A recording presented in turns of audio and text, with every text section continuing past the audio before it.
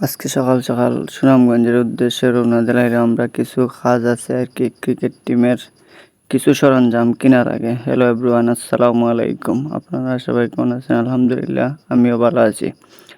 আজকে সুনামগঞ্জের উদ্দেশ্যে রওনা দেওয়ার কারণ ইতিমধ্যে হয়তো আপনারা জেনে গেছেন। আমরা কিছু ক্রিকেট খেলার সরঞ্জাম কেনার আগে, এর কারণে আজকে সকাল সকাল বাড়াই গেছি, সুনামগঞ্জের উদ্দেশ্যে রওনা দিছি। আজকের ভিউটা আসলে অনেক সুন্দর, অসাধারণ। আসলে প্রকৃতি সৌন্দর্য, আসল সৌন্দর্য। তারপরে এলাম আমাদের সুনামগঞ্জের মেডিকেল কলেজের সামনে। আসলে মেডিকেল কলেজের বিল্ডিংগুলো অসাধারণ হয়েছে। এটা আমাদের গর্ব।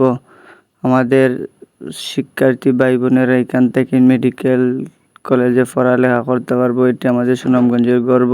তারপরে এলাম আমরা দিরাই কেন আইয়া প্রকৃতির যে দৃশ্যগুলা দেখলাম। আসলে আমাদের সুনামগঞ্জে এরকম কিছু আছে আমার জানা আছিল না। সুন্দরও লাগে সব কিছুর পরেও। তারপরে আমরা এলাম ফাইনালি এই বাস স্ট্যান্ডের এখানে আইয়া আমি আর মাসুমে শুরু করিলাম হাঁটা শুরু করলাম। দেখো ব্যাট দেখা আর আমরা রনিবাড়ির দোকানের উদ্দেশ্যে রওনা দিলাম।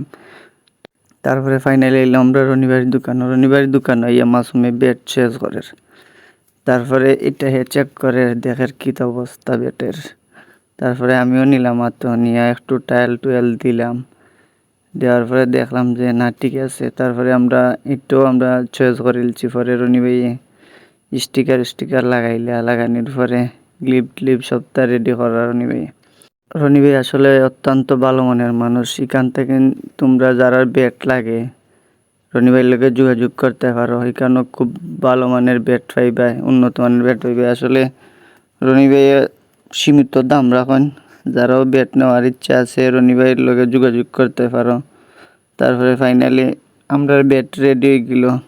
রেডি হওয়ার পরে আমরা প্রায় মাসুমে গুছানির পরে আমরা একটা গ্লাভস নিয়েছি আর 3টা বল নিয়েছি। তারপরে ফাইনালি আমরা রওনা দিলাম মিজান হোটেলের উদ্দেশ্যে। মিজান হোটেল থেকে গিয়ে আমরা যাত্রী লইয়া আমরা বাড়ির উদ্দেশ্যে রওনা দিলাম। আমি আর মাসুম বান্দর বাজার হওয়ার পরে নৌকা দেওয়া লাগে।